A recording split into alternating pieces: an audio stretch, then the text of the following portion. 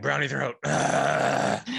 It's the worst case of brownie throat in the history of the world, I think. It keeps like coming back.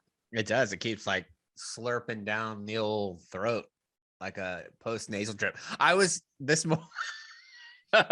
This morning I was driving ESPN here. They have, first of all, San Antonio has like the legitimate worst sports radio in the history of radio. It is so bad. Like they're just so terrible at it.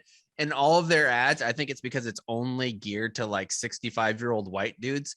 Every single ad that's on that channel is about like getting something to help you with post-nasal drip, low T commercials. Everything is something for 65-year-old white guys to get healthy again. It's fucking disgusting. Yeah. I was eating a breakfast taco this morning and they started talking about this thing that shoots mucus up one side of your nose and down the other whenever you're trying to drain your face. That'll ruin a taco. And I'm like, dude, everybody listen to this is eating breakfast on the way to work. Like this is commute time. I think what my are you dad guys has doing? one of those. Yeah, not the visual you want, want, but but golly, I haven't had a breakfast taco in a while. I could use one. Mucus. Yeah. Anyways, we got something that's not mucus related in round one, and we have 5 rounds. Oh, you can hear it in his voice. You sound like a jamoke. Oh my! I don't know why it keeps coming back. Hopefully, none of our listeners are eating. Well, honestly, it might not even be brownie throat. It might be. I have a sparkling water here with a little bit of peach simple syrup in it. Oh, that's probably what it is. It's simple syrup throat. That syrup's getting caught in your throat. It is. There it goes again. I can't drink this while we do it. It's gonna be a good show. It's like fucking. This is like taking a teaspoon of honey, like straight to the dump. Can't do it. All right, I'm done drinking for the show. Relax, Here we go. Pooh. Today, we got 5 rounds in the magazine. Round number 1, loose lips might sink ships, but what about really plump ones that are full of botox?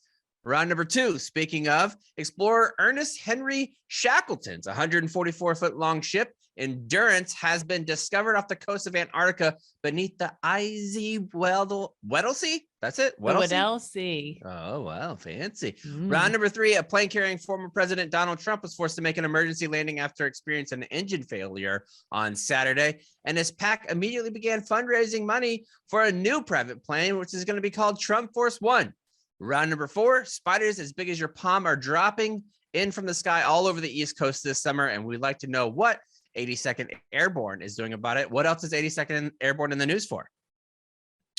I don't know. All I want them to do is take care of spiders. I actually don't know. They got a new commanding general today. I didn't see that. They're over in Poland right now. And finally, round number 5, the Iron Curtain descends on Russia. And we have some more updates that are happening in Ukraine. And every single day, it seems like it's kind of becoming Groundhog Day-ish in Ukraine for media. Like I think that they're focusing on the certain type of story, the same type of stories. They're trying to have these viral moments. And I don't feel like we're getting as much information now. Do you guys see that or no?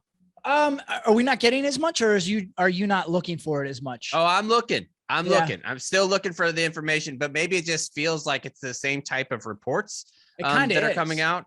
Like that now they're not like a lot of war is just the repetition of the same horrors over and over. Yeah. And sometimes there's not a lot of advancing. Like if you look at certain wars, sometimes it was only like 10 feet over the course of 2 weeks. And I feel like right now Russia's not making a ton of advancements, but they're still committing all sorts of war crimes. So I think that's what we're seeing. There's not a lot changing, but there's still just a lot of horror and we're seeing it. And yeah, so the news that is coming out is definitely horrific. Like the bombing of that maternity ward and children's hospital. Yeah, we'll talk about that. Just unbelievable. There was a picture that I saw that really puts into perspective of what a 1,000-pound vacuum bomb can really do, where this guy, he said he was like 6 foot tall, was standing in the bottom of this crater that had to have been 30 feet deep. Had to. Yeah, and it was massive. It was at least the size of it was like 50 yards across, and how big this crater that it made.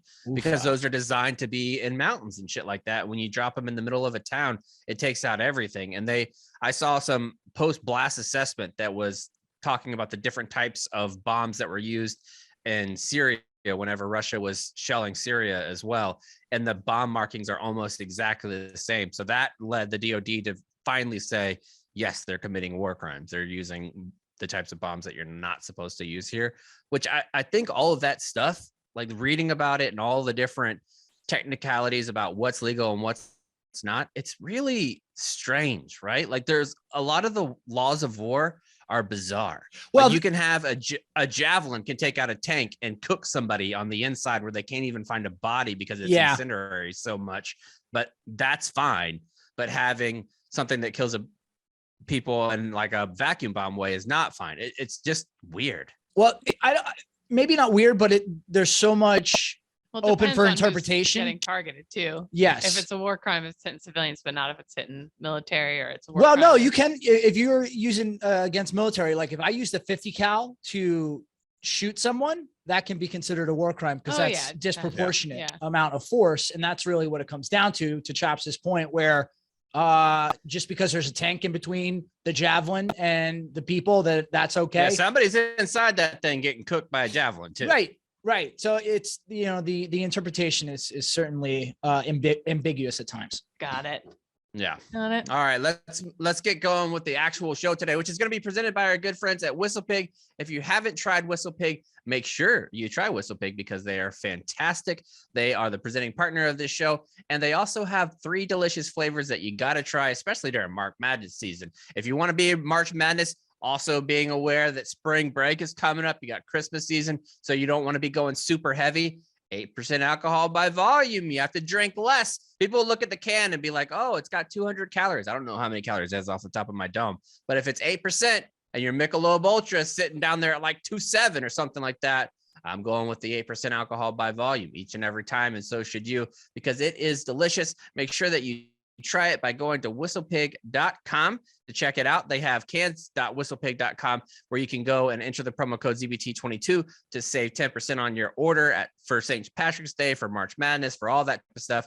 They'll ship it to your house or you can pick it up in a store. It's grown with 100% estate grown rye from the WhistlePig farm. Kate, you're going to like this. Did you know who their lead distiller is? No. Their lead distiller, the master distiller at WhistlePig, is a woman. Oh, hell yeah. All the best are. I wonder if we can take a trip to WhistlePig. I know. Well, we've been angling. I've been in talks. I'm trying to set up for a WhistlePig, go up to their WhistlePig farm in Vermont and do a little ZBT camping trip. Oh, I was going to say that. You read my mind. That's fantastic. I would love to go camping with you too. Hell yeah. Mm-hmm. And Nikki That'd the be Good. a fun thing. Hopefully we could do that this summer. That'll be great. Cool. Make sure you get your WhistlePig by going to cans.whistlepig.com. Use the promo code ZBT22 to get 10% off whenever you check out. A couple things. I have a couple business notes before we really get in. One, with all the different news about Ukraine, I have started following a few different people that I've seen their analysis, their really snide and snarky remarks about what's happening in Ukraine, and not just Ukraine, but the intelligence service overall, and how they are pointing out there's certain aspects of what's happening with Russia, with Russia's military forces that, and I haven't told you guys about this. So let me ask you just on your cursor, whenever I say it, your initial response. People are saying that the intelligence on Russia has been so bad for about 30 or 40 years, that it's an equal intelligence failure as 9/11 and Pearl Harbor, as how far we have overestimated Russia. Huh. I mean, that's a pretty common thread that's happening right now in like NatSec circles. I mean, we're seeing it play out, right? We're seeing the Russians just not do what I think a lot of us thought. They do the opposite of what we thought they'd be able to do. So it stands to reason that, yeah, the intelligence has been really jacked up. I don't know that I would put it on the same scale as 9/11 and Pearl Harbor, though. Yeah, I just feel like you don't have to equate those things. Right. They can be just two very separate things. Yeah. I don't really understand I don't need the comparison. But I would actually argue on the opposite of that. Everyone's saying how like disappointing Russia has been when they're still doing a pretty good job murdering and stuff. And I will talk about it later in the show. They've got a stick-to-itiveness that can really, they don't need a lot. They don't need to be like crushing it to last a really, really, really long time somewhere. So, well, they always say pride comes before the fall. Yeah, I think that there's certain aspects of it where you could definitely make the argument that it's a colossal intelligence failure, because the way that we view Russia's military always impacts our foreign policy, especially in that area of the world, because you're nervous about another quote superpower.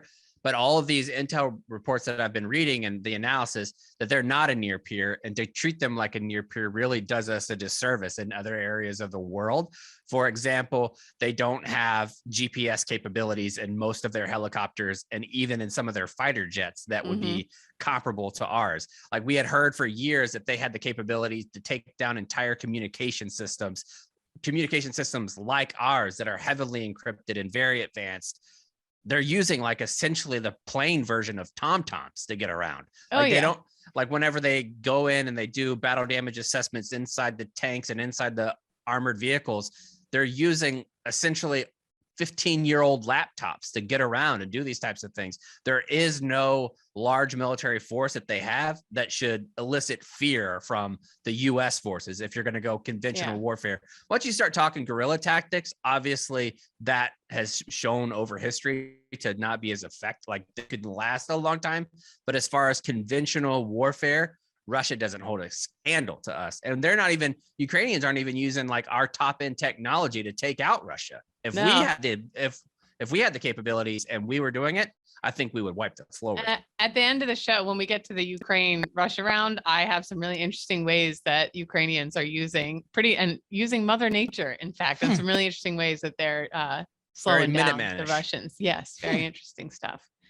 And one of the big parts is they have been ordering from like Amazon drones that have claws on them and dropping essentially mortar rounds and grenades on top of these tanks just by using remote control Amazon. What, Ukrainians? Yeah. Insane. Yeah, like they're fucking awesome. Like what the Ukrainians doing is legitimately insane.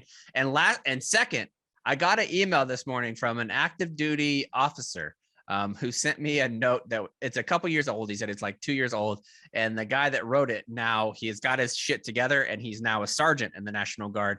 But he wrote this letter because he got put on the fat body program in the National Guard for being too chubby, being too overweight. So he wrote a memorandum to the commander asking for a transfer. Here it is.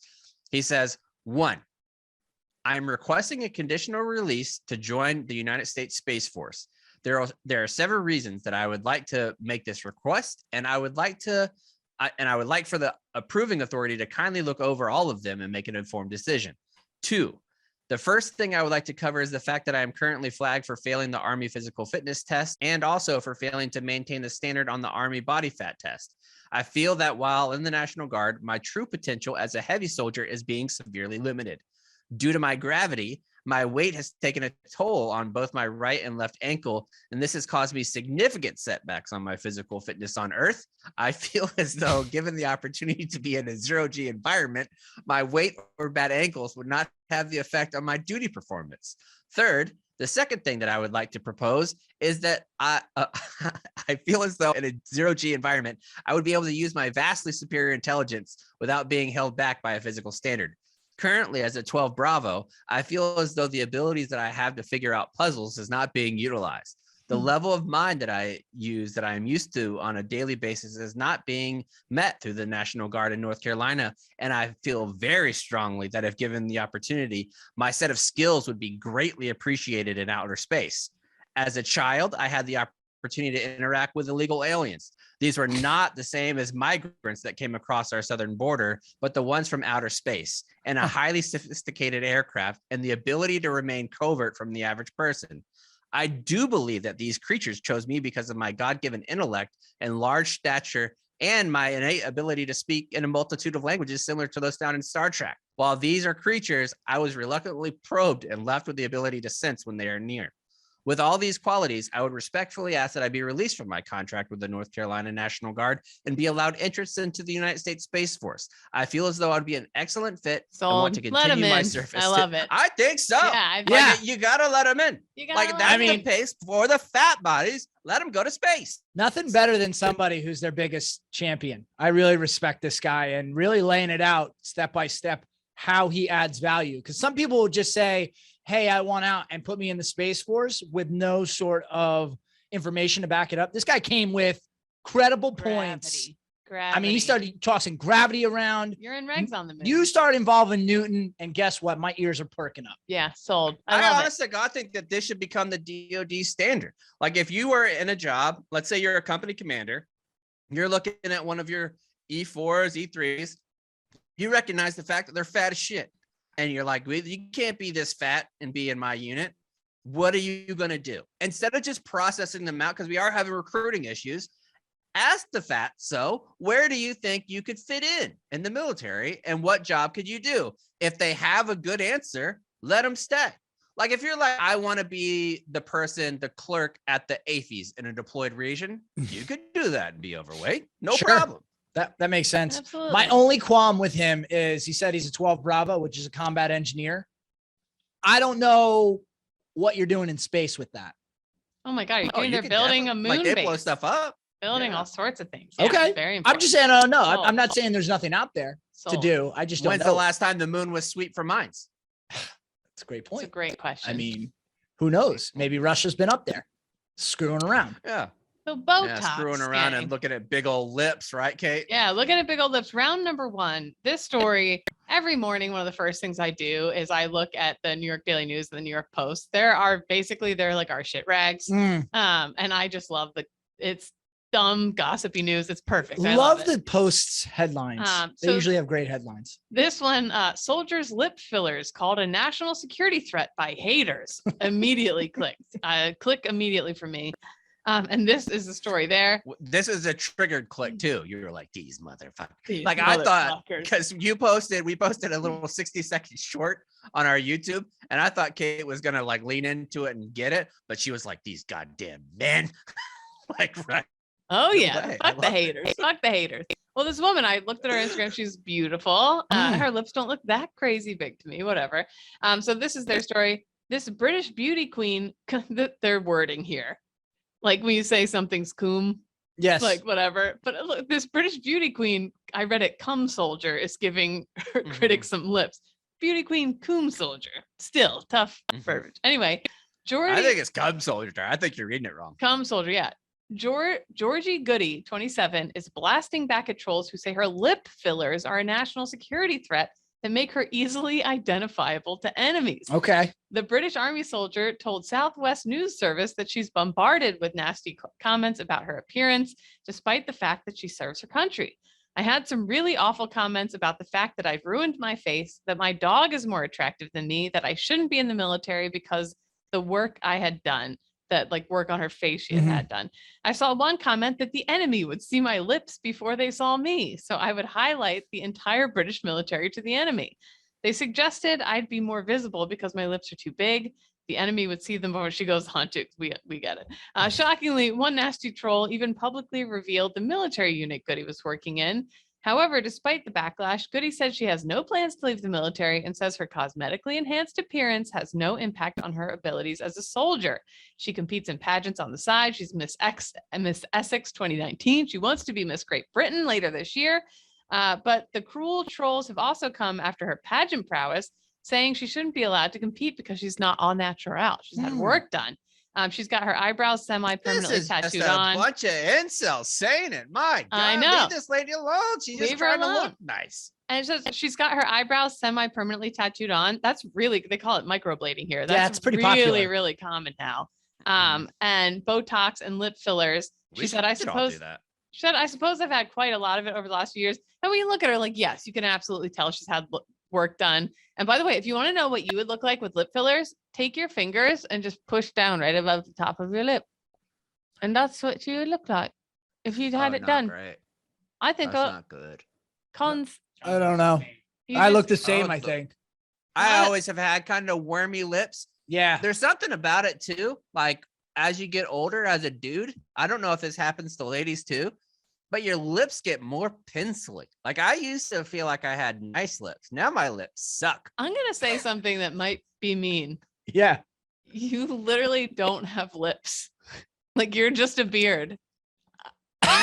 I have lips. Cons, you don't have. No, I don't have them either. Not I have so very bad. thin lips. People chirp me about that online from time to time. I They're like, got dude, where are your lips? This is No, outrageous. you don't. No. Well, there's No. Maybe they're so fair that you can't tell. maybe that's good. it. Maybe No. that's it. But on that picture where I went and saw Boris, that Yes. shit, my lips look like ass. Like those things are pencily. Yes. But this woman, though, she it's just getting trouble. And especially like I was scrolling through her stuff, like it's oftentimes the veterans and the military dudes being like, oh, so like I click on the post, they've got the awful tribal tats. Of course. They got the bad beards, the neck beards, the bad hair, like the whatever. It's like, who the fuck are you guys? Who are you? Just be nice to people online. Don't make fun of people for their appearance. I do have a question. Cause like, yes, you can tell that she's had work and she admits it. She's like, whatever, this is how I want to look, whatever. But I think she still looks lovely. And she's super fit. She's like a gym nut too. So isn't that who you would want in your unit anyway? Stands to But reason. I have a genuine question. Say I saved up all my leave and I had like 60 days of leave and I go and I get a ton of cosmetic surgery done to the point where I come back and I look like a totally different, like maybe it looks natural, but I look like that would be fucking hilarious. Wouldn't it be? If Kate came back with like double cheeses or something? That's what I'm and saying. was trying to have a uniform inspection with Charlie's on, and your buttons are just going everywhere. That's what I'm saying. What if I did that? What if I went and I got like not just because I knew women in the Marine Corps that got boob jobs, whatever. We're living in California, we're young, get your boob jobs. But like, what if I came back with like triple G's honkers? What would happen? What would they do? I wonder. We should look that up. Because you're saying they're so big that they would impede you doing your job. Anything. Like I came back and my whole command was like, Jesus Christ, devil dog, what's up with those tits? Right. What if like my Charlie shirt's like a belly Secure shirt? those fucking breasts there, Marine. Right. Exactly. You better police those breasts. You better put the titty in your cargo pocket. Yeah, exactly. So that's what I'm saying though. Could I get in trouble for that? Maybe. I think so. Yeah. I would think like destruction of government. If you get in trouble for a sunburn, surely you can get in trouble for having too I big don't know. titties. Same I thing don't- if you got a huge dick. Like if I went and got a penis like enlargement surgery. Wait, time Like, out, because feel I like just you don't get in trouble for remember that. Do you have to get permission from your chain of command to do any sort of cosmetic surgery? I don't know. Absolutely, you do. Yes. Right. Absolutely. That makes sense, Because right? that would be voluntarily going on like light duty. Like No, because no, if you I'm taking if you, leave and I'm taking no, leave you're and I'm not gonna getting a be back. nose job How and long triple you G taking leave tits. for? I mean, you 60 think people can save it up a long time. I could save but you up. can't take more than 30. I took like- 97. That's at all one you point. But that's getting out though. Yeah, Like that's that's true. terminal. Brianna Chicken Yeah. Fry was back at work in 3 days. Yeah, but she ain't going on a rut, Kate. I'm just She saying. ain't I'm throwing on her curious to Rocky know. boots with the promo code ZBT and going on She a might. rut. I just want to I know. mean, you trying to go get your fucking boobs done with an open cut and trying to get OC spray in your titties? No thanks. I know it's been done out there. Friendly reminder of the corporal in my unit that tried to sell our unit's NVGs on eBay so he could pay for his wife's boob job. Never forget. He did. It's nothing. I It's feel not like that's fair. entrepreneurial. Did a couple years And in the it's clink for it. silly. Like all you have to do is go to the base hospital and get put on the waiting list. Because a lot of time those plastic surgeons need practice. Right. So like, and they need like instruction and things like that. You can do it. Like I knew several women that did it while they were on active duty in the Marine Corps that went down to the base hospital in Okinawa, got put on the waiting list. And when they had an open operating room and a plastic surgeon that was available that didn't have to do anything, they got the operation done because the surgeons there need to keep What? fresh on their skills. Yeah, that's Yeah. true. I but like, thought that was a rumor that you No, could it's get. very no, much but what a true. horrible feeling. You What? walk in for your Mhm. consultation. You're like, so done a lot of these? Nope. You'll be my first. Yeah, just winging it, really. But I remember feel like that. boob jobs are like that's like the gateway drug to plastic surgery. Oh, for If sure. you can't do a boob job, you can't be a plastic surgeon. Maybe, but I also think there are surgeons who are better at it than others, just like anything else. Like the guy on Bravo, that dude will fucking paint a beautiful tit anytime he gets a chance to. Can I tell you what I would like? Huge house too. If I have my list, Sure. my druthers, I can only get 3 things done. Only 3. The first one's surprising. Oh, I like this game. Cons, you go next. Sure. Okay, I like this game too. You guys guess what work I would have done. No shot am I Absolutely playing not. that game. Fucking No insane. way. What am I getting done? Okay, I No actually will. way. I'll give it a shot. Okay, No, can I give you're it an a shot? idiot. Yep. I'll give it a shot. Okay. All right.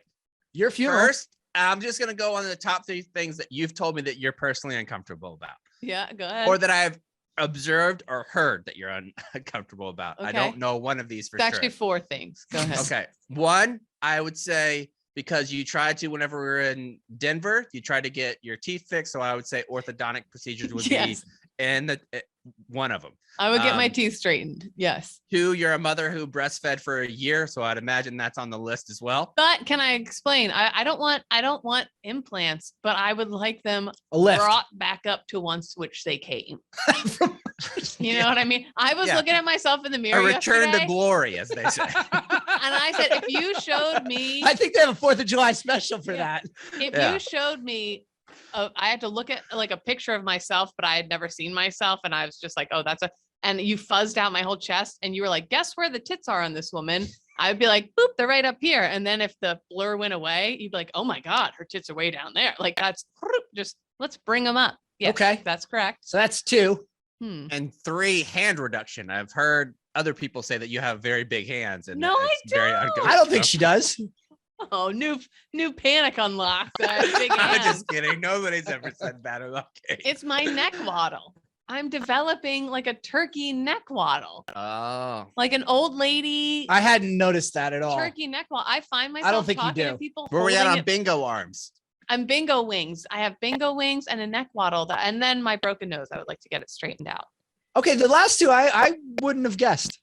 But say I did all that in my leave and I came back looking, just everybody couldn't put their finger on it, but they'd be like, something's a little different. I They think couldn't all get those mad at things me. aren't going to change your ability to do your job. So I think you'd be fine. I would love to come back to my unit with just huge tits, though. I would love that. What a flex. Just make everybody really uncomfortable. Let us And, know. If I you've mean, done I that. think you could also see how differently you'd be treated. Like if I walked Yes. in someplace after being like a 6 my whole life, walking in as a 10, I feel like you just get completely treated totally different whenever you're super hot. I said that to one of my buddies one time. I have this one friend. I mean, there's no 2 ways about it. He is the most handsome friend I have. And he's unbelievably good looking, 6'1.5", 6'2", shredded to this day, special forces pilot. Like he's got it all going for him. And I'm like, I wonder what that's like, you know, to just Oh. be the object of just about any woman's affection. When you're here in New York and you walk by, like, you know, a model here when you see one. Right. Like they're actual models, and you see, and you're like, wow, what's that like? Yeah. This is a Especially self-esteem right there where the podcast. office is by the Fashion Institute. Yep. When Yeah. they're smoking cigarettes, like, oh my God, I look like a It's piece so of cool. shit when I'm Yeah. smoking a cigarette. They look cool as hell. I don't get it. Yeah. Being really good looking. If you're really good Cons, looking, tell me what would that's you like. change, Cons? Well, certainly I'd fix my hair, obviously. Mhm.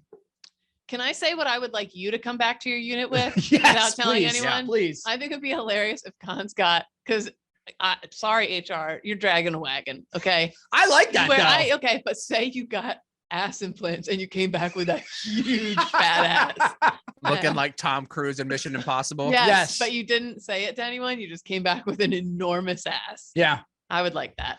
I think the only other thing I would do. That was weird, Kate. Yeah, that was. I meant I would like to see the reaction. I was trying to just move past Yeah, that. but I knew as soon as you said it, you knew how it came off. Yeah. The only other thing I would do, because as you get older, like it just gets harder to get rid of, is just have some lipo around my tummy. Yeah. Just get rid of some Mm. excess fat, just For because sure. you know that's a struggle for older men. Great. What about Chaps? you, chaps? I would love to have big, thick Ankles. rugby thighs. Oh Like, yeah, if I could change my legs to rugby legs, I would do that in a heartbeat. Like that would be probably number one. Number two, I'm going to the orthodontist with Kate. If anybody wants to give me the Marty Mush treatment like they gave him, I am open for business to be able to do that. yeah. I'll And then- happily take a free procedure. Trailer Yeah. Park has better teeth than us now. That's for sure. And then third, I would probably do some tattoo removal. Probably. All right, what are you starting with? Well, I I would feel like only want A I don't lot of wanna your do it- tattoos have meaning. Yeah, As, well, as I don't wanna ridiculous do and as terrible as they tattoo- are. I wouldn't want to do tattoo adjustment to take them away because I care that they look bad or whatever. Like I've had them forever, so it doesn't affect me. I would like to start anew where I have better ideas that I could re-tattoo myself. I wish I could re-tattoo my entire upper body every 5 years with a new better design. ideas, better tattoos, Oh, Papa Chaps.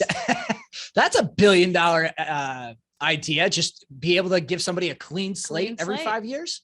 Yeah, like because I would love to start new and have both of my arms completely open. And I would start on one wrist and start with the train engine and have a full train across where it goes in through like the mountains where like the Wile E. Coyote train would go through and then come out the other side, and then the caboose is there. So I have a full train set arm. They call that the Bobby Baklava. Who's that? Nobody got that? I'm looking I at don't know what Nick. that means. Sopranos? Sopranos? I mean, Yeah. I know who he is. All right, yeah. Yeah, he Oh, loved I've never trains. seen Yeah, he was into Sopranos. trains. Yeah. I need to watch that. Yeah. All right, let's move on to round number 2. This one's caused a bit of a stir on social media where people that love these type of mysteries that have been around for a long while, this one got solved. Kate, walk us through what's happening with this big old ship. Oh, yeah. We got a shipwreck found, my friends.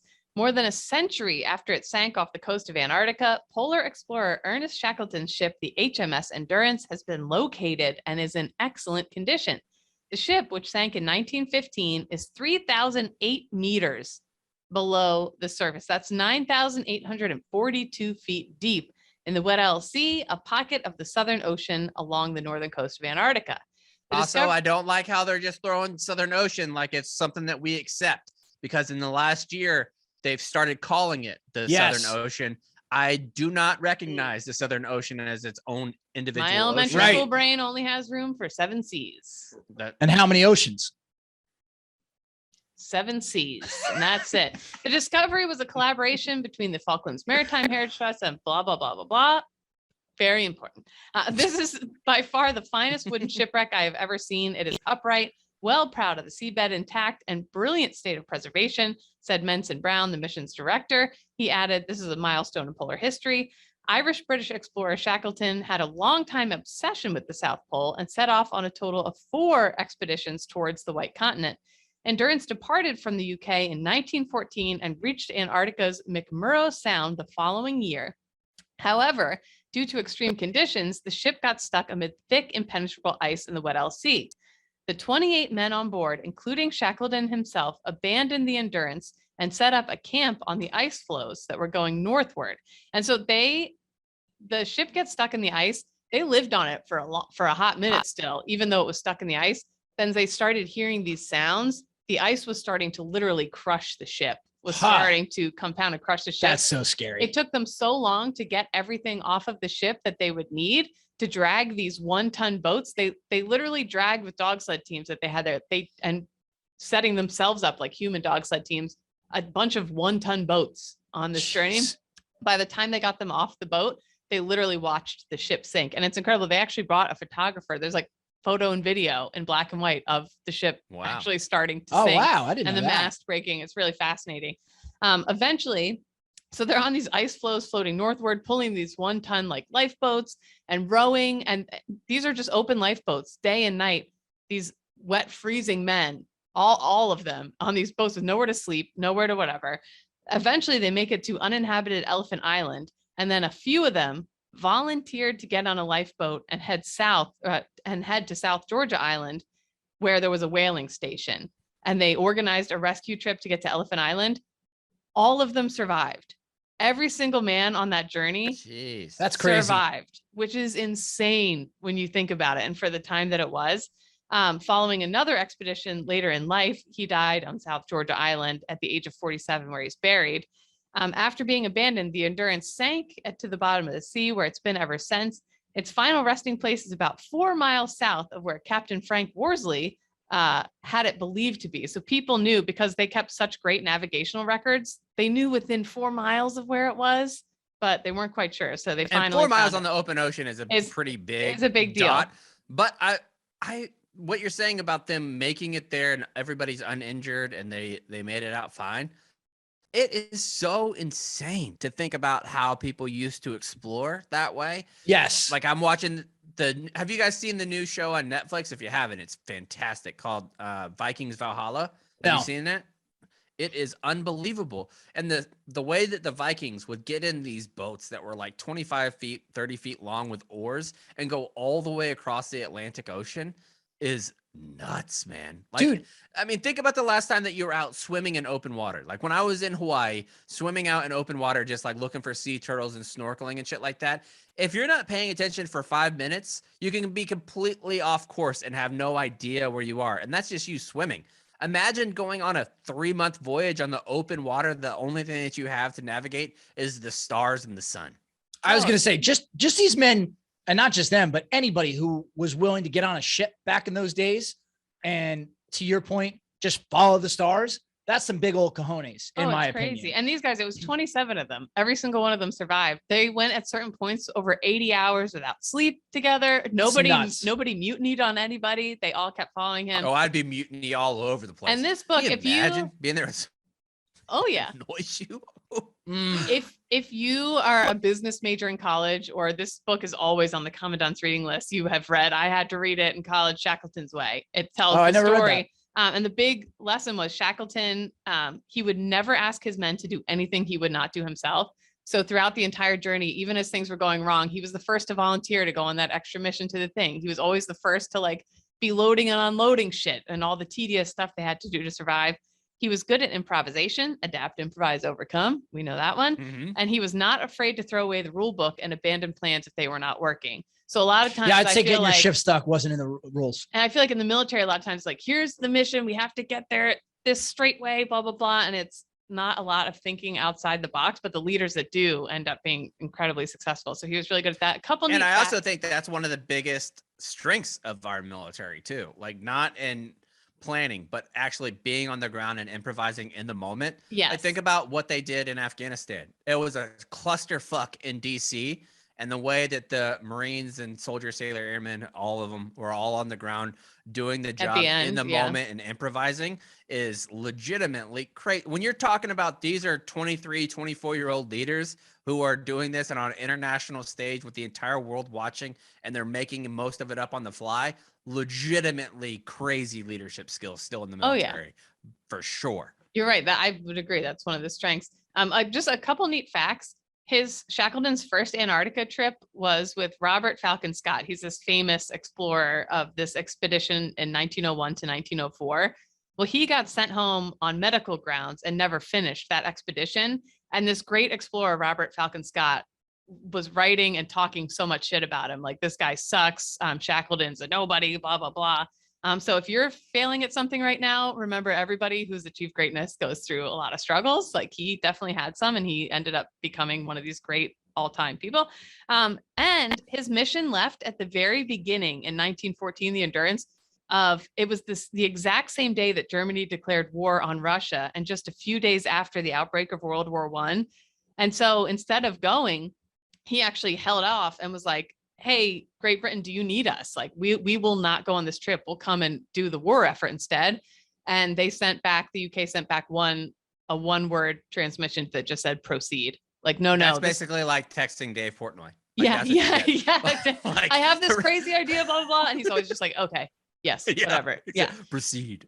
And then finally, when he got home after the whole Endurance ordeal, he tried to enlist in the army. Wow. Yeah. And they refused based on health grounds, but his heart was in the right spot yet again. And final note, they had 69 dogs on that boat. Nice. Yeah, hell yeah. Nice. Anyway, just a crazy story. That's just nuts. I'm actually going to order that book when we're done with the show. I'm going to go read it. Yeah, Shackleton was. It's a good book. It's fascinating. The one time I went on a cruise, and I'll never go on a cruise again, I didn't very much care for it. But when you're out there and you just can't see anything, there's no geographical marks anywhere, or no pronounced features anywhere. It's just blue for as far as the eye can see. That's scary. I was actually thinking about that the other day. I was reading about all the fuel costs and like how everything's affected and how the international community works and the Keystone Pipeline and how certain sections of that were cut off. And it was fascinating to like actually learn that part that everybody's bitching about is just a shortcut down to the Gulf of Mexico so that they can load up oil that's not good enough for our cars here, and it goes over to China. They load it up on big old cargo ships and take it across. And then I thought, imagine, man, like going all the way from the Gulf of Mexico all the way to fucking China across the Pacific Ocean and being out there on a boat, even if you are like on a huge cargo ship with all kinds of weight and things like that, the middle of the night, you're talking 1 o'clock in the morning, out in the middle of the Pacific Ocean with these huge swells, and you're guiding a huge boat. Now you're doing that now with electricity and with GPS and being able to talk to people. Before, in this time, you don't know once you leave England how long it's going to take you to get to Antarctica. I mean, that's got to be weeks long voyage, right? At least. Did it say? It's got to be weeks long. Well, do you remember the El Faro? I went through in the Bahamas. It was this big cargo ship and it went down. Anyway, yeah, these massive cargo ships, they can still go down at the right storm and shit. It's crazy. Oh, for sure. Hell no, not for me. Anyway, just fascinating story. Because of like international law, they can't like bring the ship up or anything like that. But they have so many advanced like little like ship robots and go in there and take photos and do whatever. So I'm so sick of international law. I'm just sick of it. International law can suck my dick. I'm just tired. Okay. Like, I mean, we'll get into it. The Antarctic Treaty more that we're shitting on here. We'll get more to it in Ukraine. But what are we doing with these? Like, it's just parsing terms. Like, oh yeah, Poland, we want you to give these jets to Ukrainians, but we're not going to take them and then give them. Like, Russia sees all that stuff. They know where it's coming from. Just fucking. It's a bunch of semantics. Pussies. Well, Antarctica is not a country. Like nobody really. So 12 different countries have a little treaty over it, and they all said we're not. That's nice. Taking up this ship. We're just leaving her be. Okay. Self-important. Are we in one of those? Are we one of those 12 countries? We have to be. I don't know. I should. If we're not, we need to go to war with Antarctica. Like if we.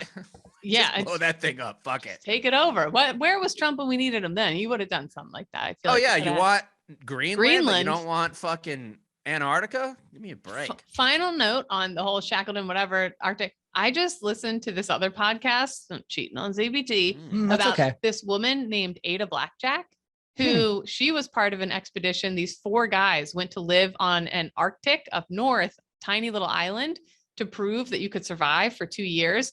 Well, after 1 year, this ship was supposed to come and drop off the extra supplies. So they only brought enough for 1 year. Well, the ship got stuck in the ice, never came.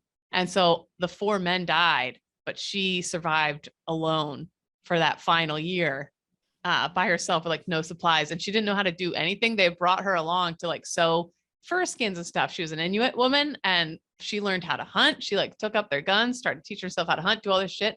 And yeah, when they came back 2 years later, she is the sole survivor. It's interesting. And story. I don't know if I should say this, Kate, but some of You're that gonna say it stuff, anyway. whenever you're talking about those Inuit hunting techniques, I watch a lot of Alaska shows, and I don't like to say this, but it makes me sad when they do a lot of the things that they do. Like when they will go kill a seal and they'll eat the seal, even though they're allowed to. I don't like it. And then there's also some that fucking they have to survive in the Arctic. Well, they don't do it for that. They do it for like it's tradition. It's not for like surviving. And then they also have ones where they will eat fucking narwhals. How could you do that? Well, I feel like we've given them a bit of a tough time, so I'll allow them their seals. I wonder what a narwhal tastes like. Fair. That's fair. What do you think narwhal tastes like? I don't even want to talk about it. Let's move on to round number 3, where we're going to deal with Trump's plane. What do we got there, Kate? Yeah, so after news broke that a plane carrying former President Donald Trump was forced to make an emergency landing, his PAC began fundraising for a new plane pretty much immediately. What is a PAC per se? Just like a fundraising group that lets you run ads, and it's basically like a PR firm for a candidate. But he's not a candidate anymore. Can you still have a PAC? Like what? I mean, it's like, well, by definition, a political action committee. So I guess if you're taking any sort of action, you can have a committee. So could I have a PAC? You sure could. Okay, you absolutely could. Considering it. According to a new, I should know what these things are, but much like Chaps will never run, I will never learn much about politics. I'll just blindly speculate on it. Just watch West Wing. That's all you need to do. I will. You watch a few episodes of West Wing and you're basically an expert. An expert, yes. Noted. Well, according to a new email sent to PAC members, Trump may be looking to fundraise for a new Trump Force One aircraft after the incident. In a statement, he refers to himself as the greatest president of all time and reveals the construction of a new airplane that he kept under close wraps. The release. I don't hate the move of calling yourself the greatest president of all time. I mean, we do that. We're the greatest military podcast of all time. Like, yeah, but we've proved that. That's true. That's true. It's not something you can really prove, but you just got to say it. You got to speak it into existence. Well, the private plane, it was on its way to Palm Beach, and it was in the air for like 30 minutes before one of the engines stopped. And after the malfunction, they had to land in New Orleans. Earlier, Trump had been in that city attending a donor retreat hosted by the Republican National Committee.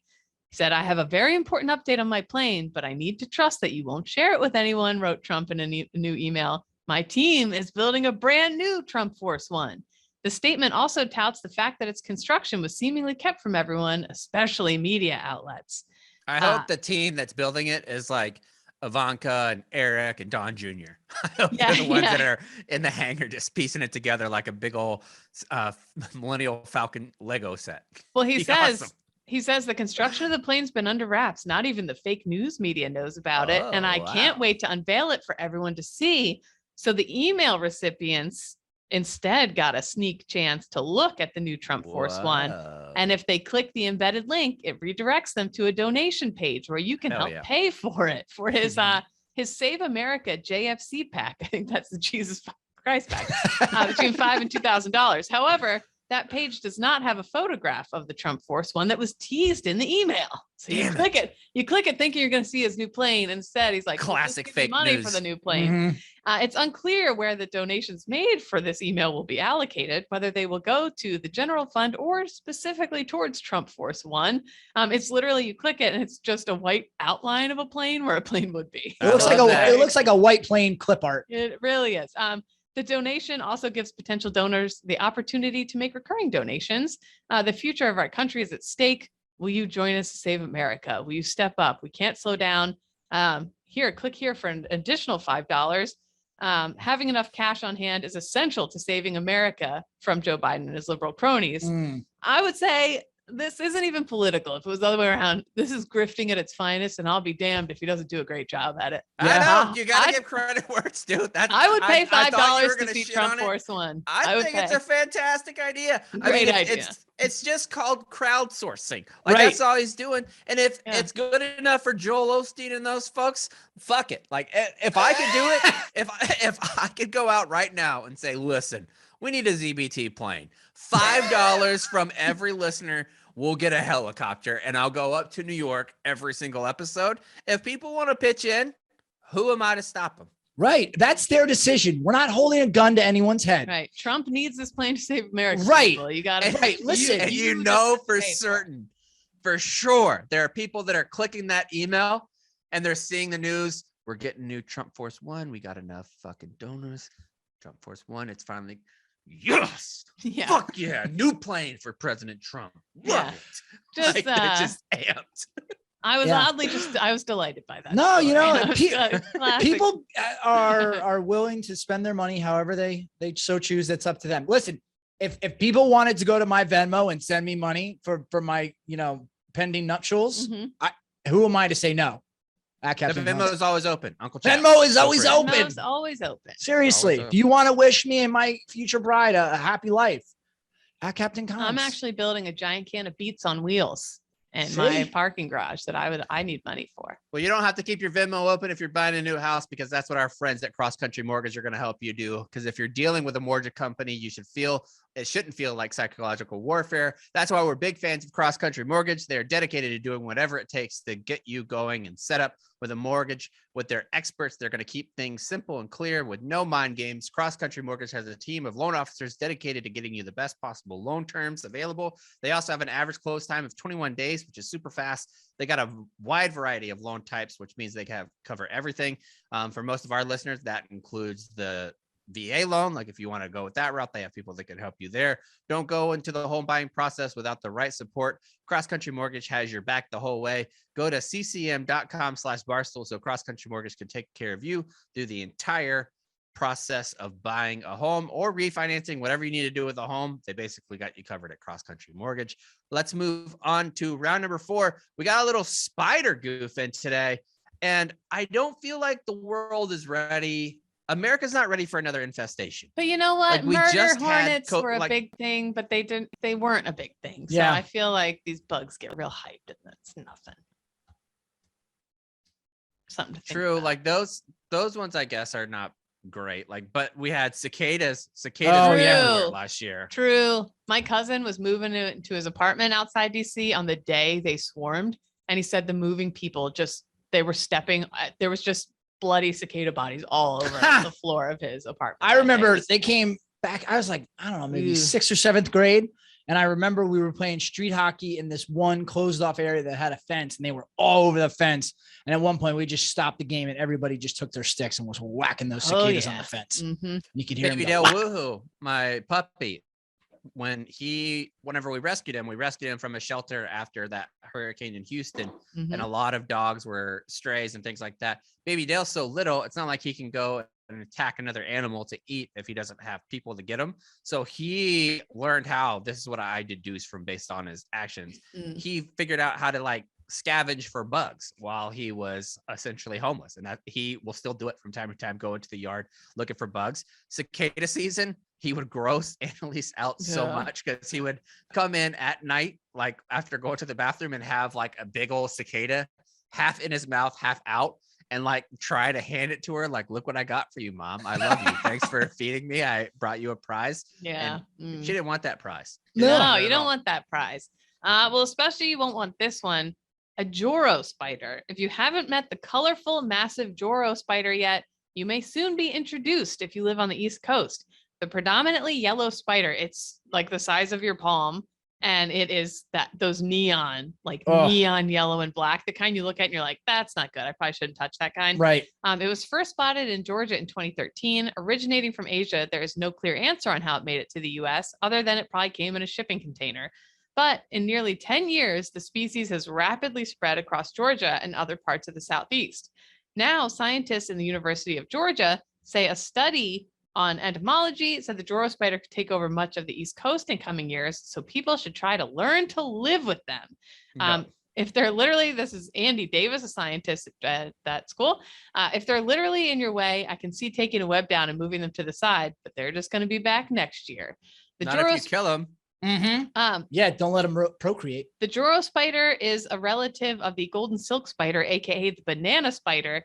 That's the one from Central and South America that every now and then makes its way to a supermarket on a banana and ends up like killing somebody. It's very poisonous. And they are all over the place in Okinawa. When we would do cave training with the dogs, constantly there would be banana spiders as big as your hand.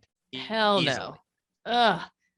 The scientists collected 2 species and figured out they're getting better at living in freezing conditions. They're making their way up this way.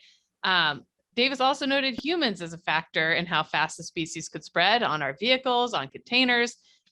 Somebody accidentally transported a bunch of them to Oklahoma. The size of the spider may frighten people, but don't worry, they're poisonous, but they don't bite humans unless they're cornered. Plus, their fangs don't penetrate human skin. They're always going to feel cornered when there's a human, probably. Yeah. I'm so tired of scientists being like, oh, there's nothing to worry about. Shut up, dude. Like, these things are Yeah. scary. We If don't, this thing pops we don't want down, to deal with it. I am not going to just But wait, brush it aside. They're big time mosquito eaters, though. So Oh. for our last conversation, that could be a good Therein thing. lies the rub. I don't know. Something to think Hmm. about. Giant spiders. I want to know what 82nd Airborne. Apparently, and too, part of the story that went so viral is that they puff up their little webs out and then they fly through the air like right, that's like pretty cool. parachutes. That's pretty cool. And so that they're going to be like parachute landing on the East Coast is the thing. That's why I want to They're know. airborne what our unit. parachutes- That's that makes things considerably scarier. really does. You guys ever see that movie Arachnophobia? with Yes, Jeff Daniels. dude, that's one of the movies that fucked me. Yeah. Fucked me up Ah, as a look, kid. Nicky the Good. He's I'm getting scratching uncomfortable. myself Yeah, right now. fucked me up bad. That was bad. Yep. If you also want to get fucked up good, make sure you go with our friends at Roman, because they Mhm. have ways to make you last longer in bed without thinking about baseball or big old spiders trying to get inside your cooch. Amen. Sure. Oh my gosh.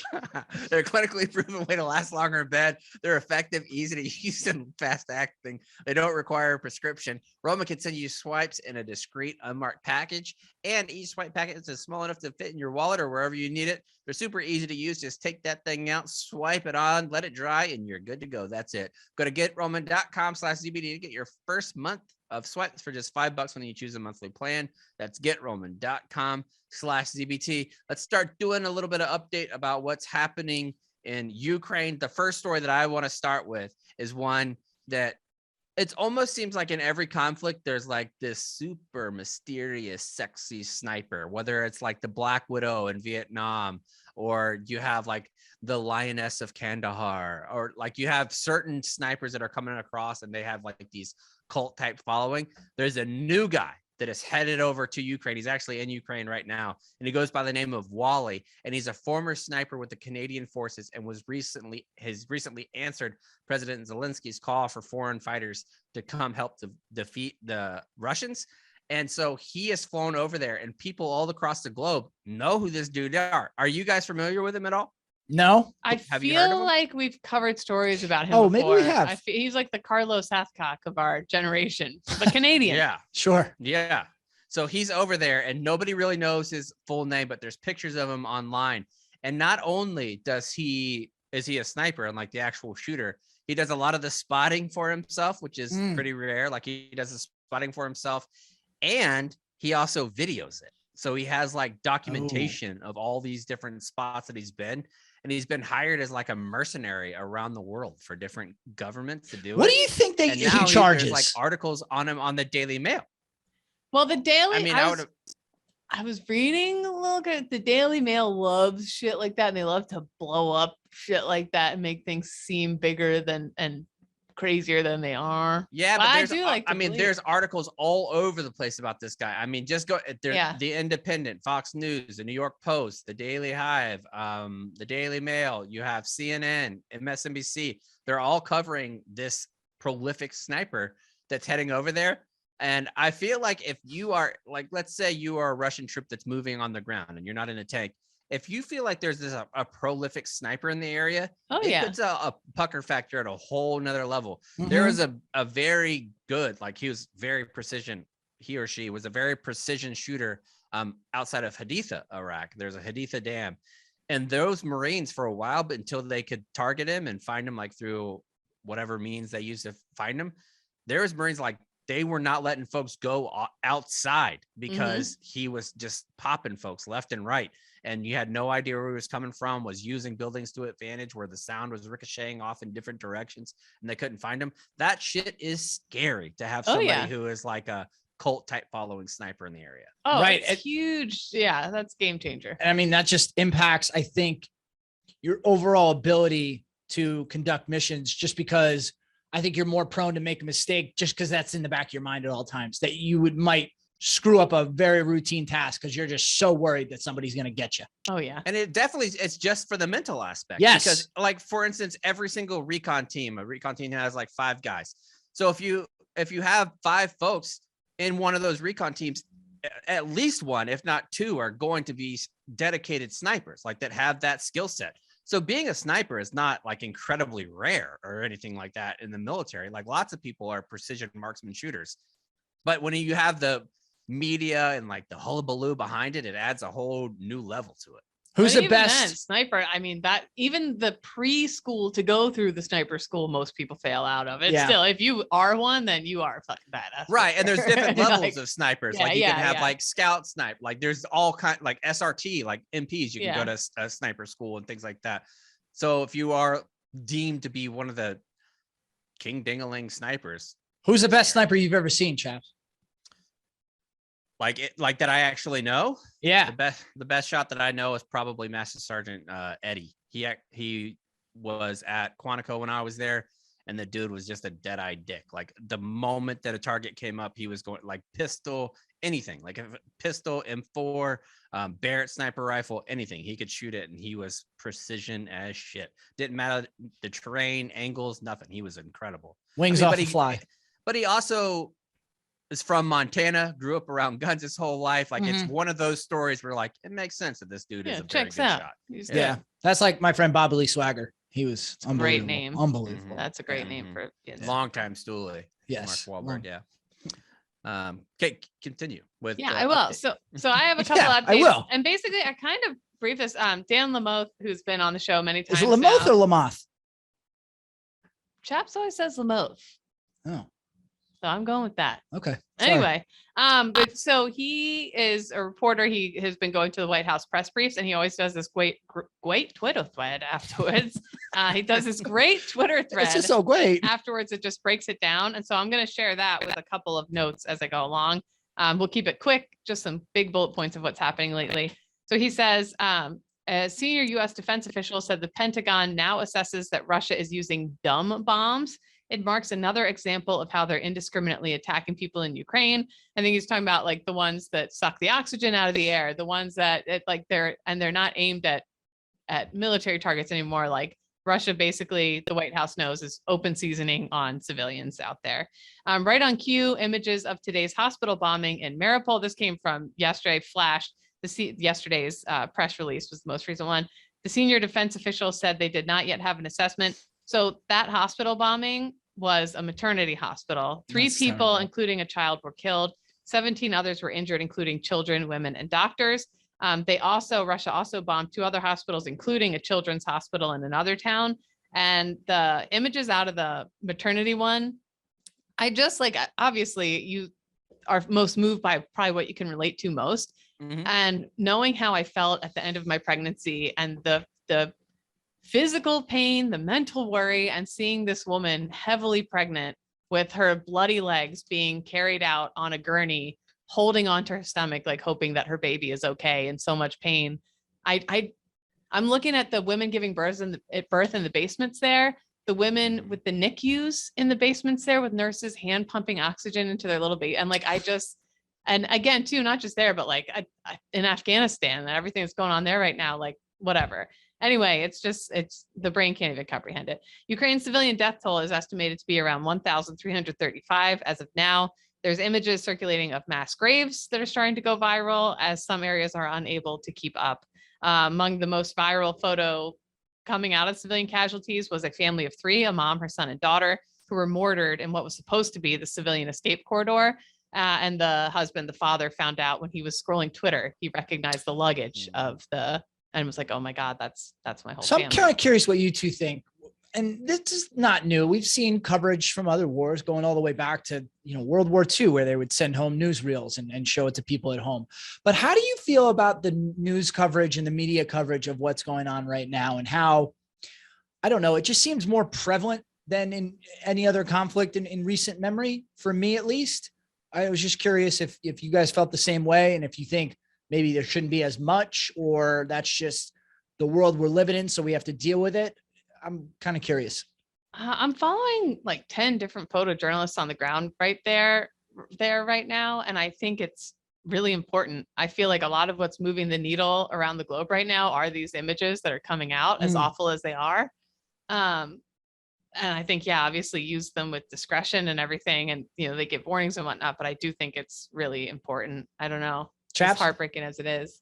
Yeah, I would prefer that they do more the human element rather than the economic view of everything. I think that we get so wrapped around the axle around the economy here. And I think that's the concern of a great majority of Americans right now, which I do understand. Like having $4, $5, $6 gas per gallon is an incredibly difficult thing for most families. And I think that there's a lot of people in the media elite who come off as super callous about that. Like Stephen Colbert, for example, this week, whenever he was talking about Ukraine and gas prices, he was trying to make the point that what they're going through is catastrophic. But he was saying here, if you are struggling with gas, just go out and buy a Tesla or an electric vehicle. That's easy for somebody. Just a millionaire to say. Yeah, like I didn't know he said that. That's so cold. Right. A lot of families here are really struggling and suffering. You're really struggling. And I think that aspect, not just in Ukraine, but around the globe, and how this affects everybody. But you also don't want to be comparative. Like, I don't think that comparing the struggle of 2 different folks is really gets the job done. It doesn't accomplish anything. Obviously, what the people in Ukraine are going through is horrific, and it's worse than what we're going through here. But that doesn't negate the single mother who's struggling to feed her children and trying to pay her apartment building while 6% interest or inflation rate is taking over the country. Like, both things can be bad while recognizing that one is much worse. Yeah, it's like I said a few weeks ago when my therapist, I was talking with him and I said, oh, things are this, that, and the other, but I guess it could be worse. He's like, no, don't do that. Don't dismiss your own feelings. Yeah. And it's just like that mother who's going through her own struggle. Yes. Is it different from what's going on in Ukraine? Of course, but it's still a struggle for that person. But I do think these photos are important. I think they move the needle, and I think it's important to bear witness to what Russia is doing when they're denying it so vehemently. So Dan continues, the Russians have made some progress toward Kharkiv. They gained about 20 kilometers over the last 24 hours. So they're getting closer to other major cities now, but the situation around Kiev was the same. Russians are still stalled near the airport north of the city. Other Russians are attempting to advance from other directions. The capital city still holds. So satellite images, I thought this was pretty interesting. People noticed satellite images from a few weeks ago north of the city, as opposed to now, show mass flooding and areas that look really boggy.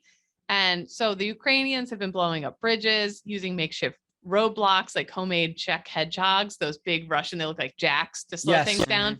But they think they're also flooding the land a little bit to make the vehicles, because we've seen countless Russian vehicles getting stuck in the mud and all even sorts the of tanks stuff. can't get through the mud. Yeah. And this is an ancient way of warfare, is flooding things and making it impossible for them to get through. So that's interesting. The Washington Post couldn't confirm that the flooding was intentional, but many in the national security that they believe that it's deliberate.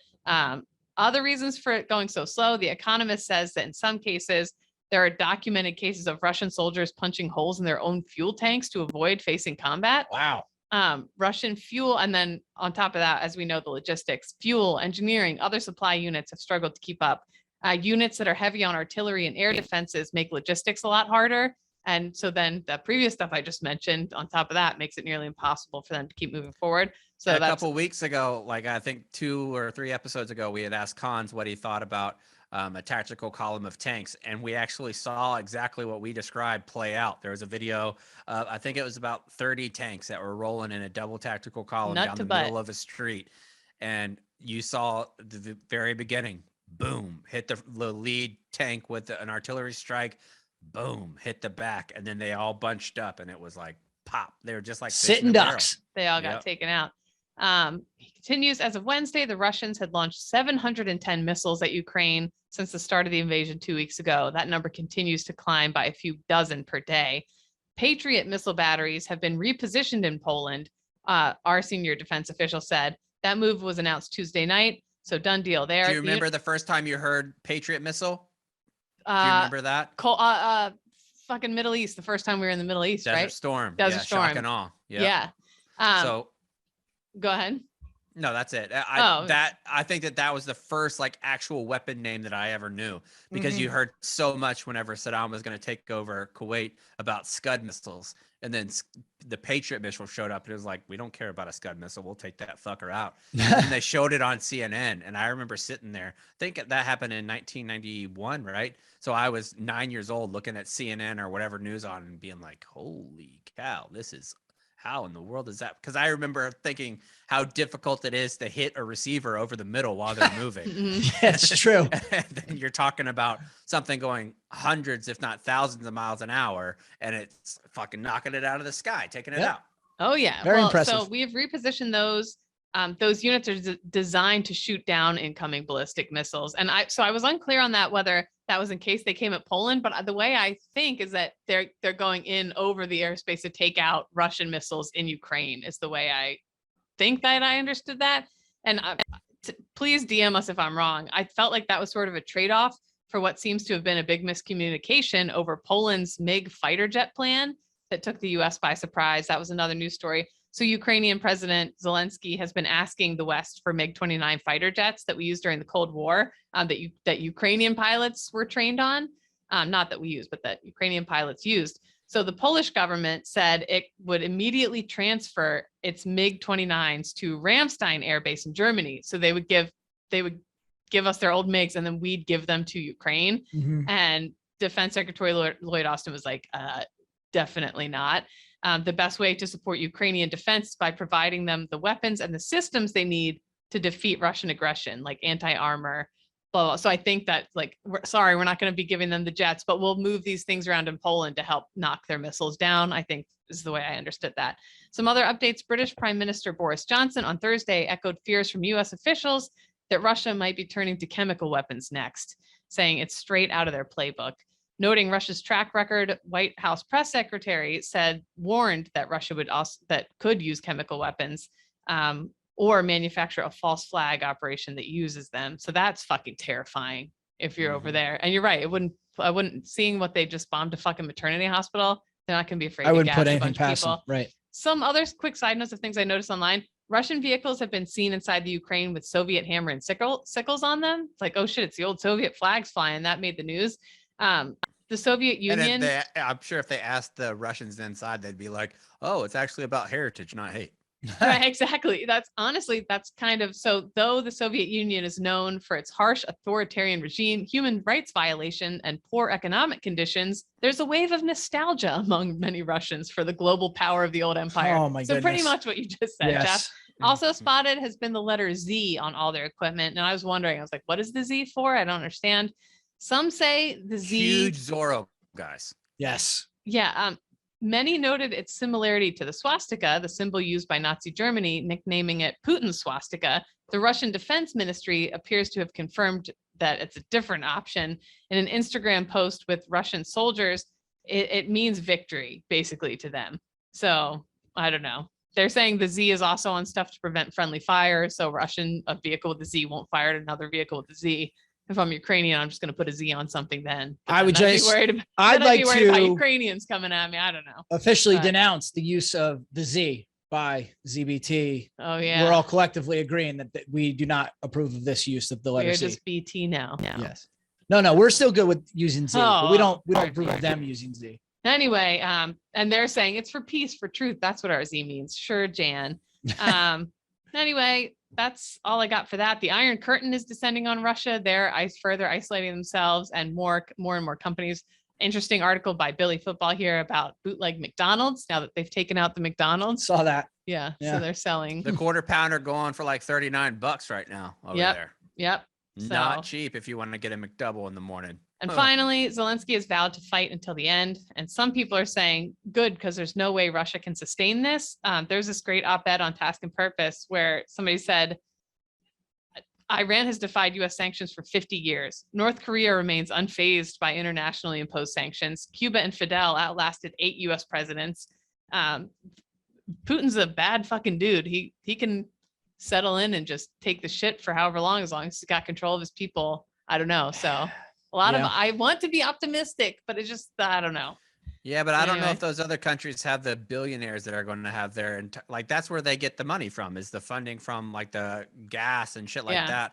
Yeah. There's an article today that I read, I think it was from the BBC, and where they talked about how not only do these super rich billionaire Russians have like their families at home, but they have families around the world too. Like they have wives that live in England, and they'll have wives that live in Russia, and they'll have completely like proxy families that they live with while they're there, and they all know it. And it's like there's a term that they use for it in the UK, and I forget what it is, but it's essentially non-proven funds where this money comes from, where you're not like, whenever you go buy a house with cross-country mortgage, for example, you have to bring forward your pay stubs for every single cent that you're going to spend, all that kind of like that you're going to spend on the house. You have to be able to document that it came from a legal spot.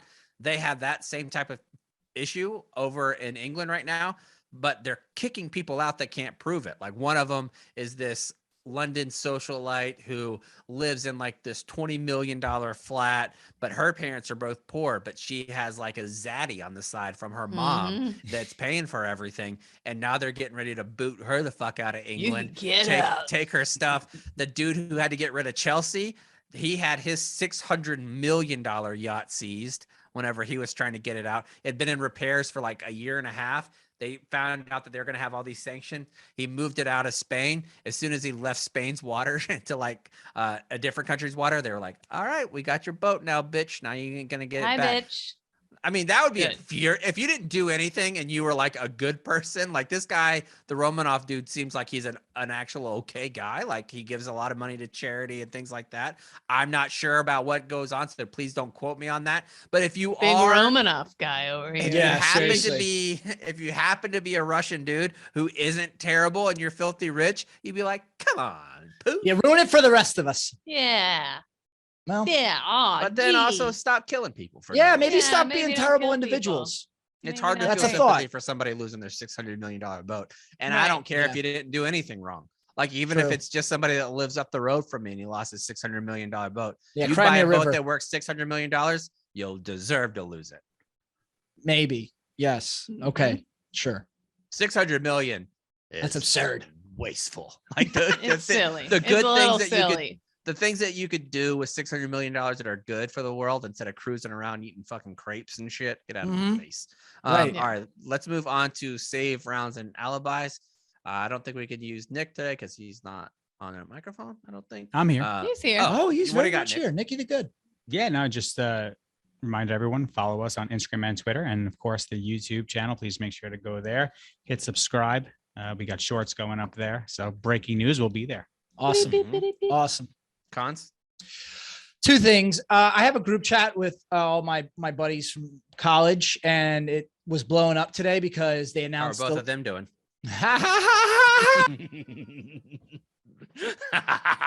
God, his days. Got Gotcha. me.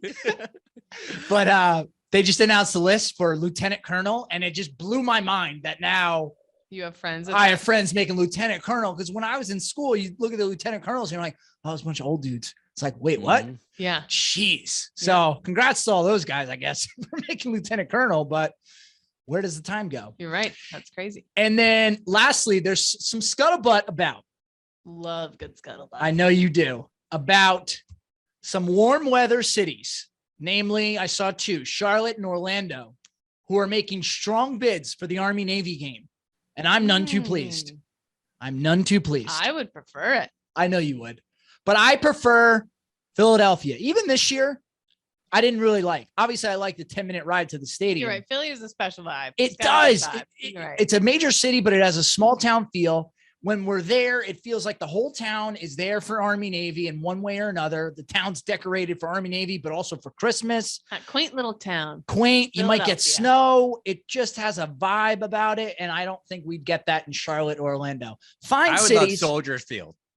I'd be cool with Chicago. Yeah. I'd be cool with Chicago. I think three cities I'd be cool with: Chicago, Pittsburgh, not so much Pittsburgh, but Pittsburgh. maybe. All But right. the So then view two. over and seeing the water would be awesome. Yes. So I think Chicago, Pittsburgh, and I think Boston would be good too.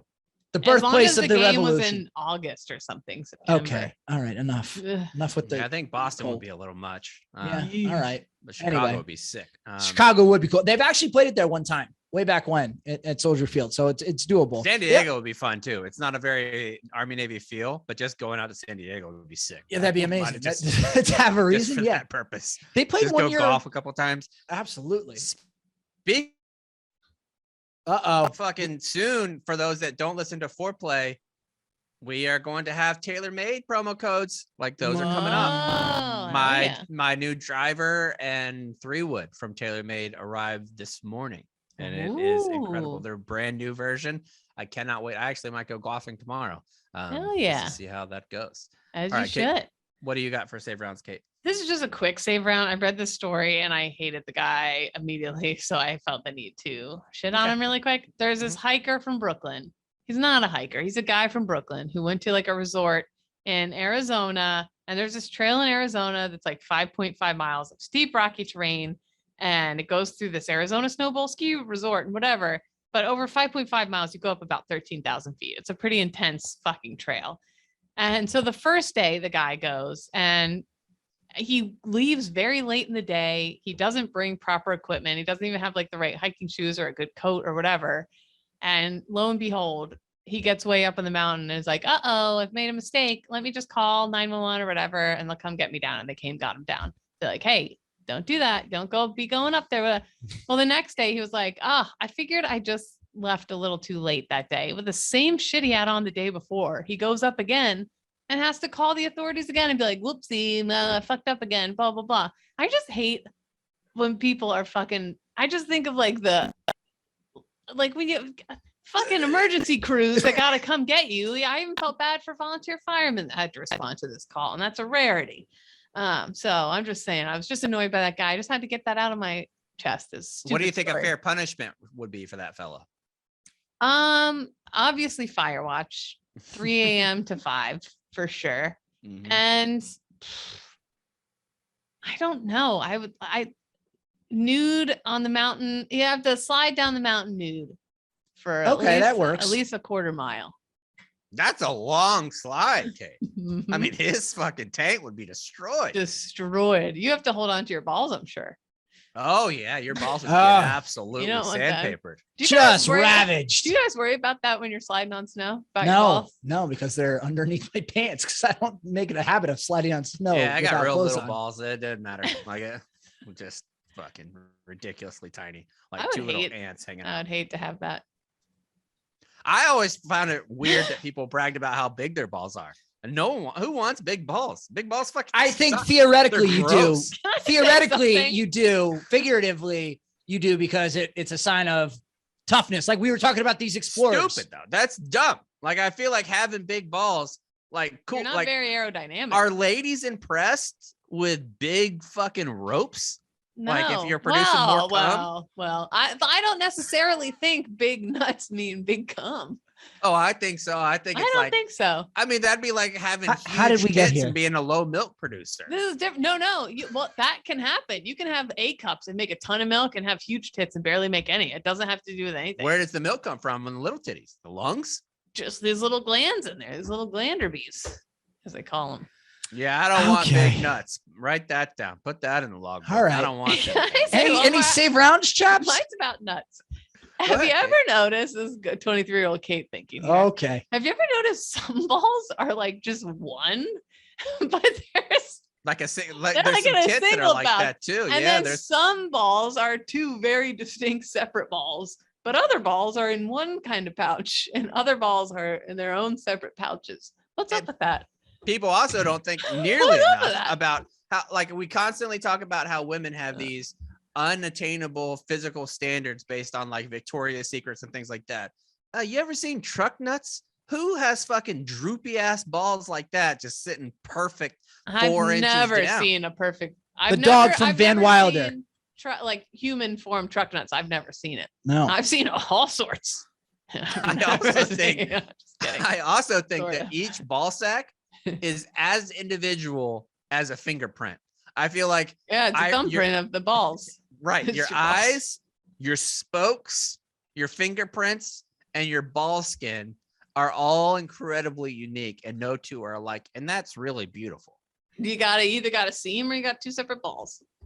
I want to take a magnifying glass to the old balls and see what's really. Well, did happening you there. see? I think we've talked about on the show. You can get cosmetic. Speaking of cosmetic surgery, circling it back around the front, a popular cosmetic surgery now among some men is getting their balls like smoothed out, like separated and smoothed out, like getting the Oh. truck nuts. That's a I wrote popular. a blog about how I did that with the silicone balls that made them very smooth. And there was another channel on Sirius XM that reached out from like Shade 45 and saw it and called me up and like, can we set up an interview? And I did the whole interview like I had actually done the cosmetic Oh surgery. no, really?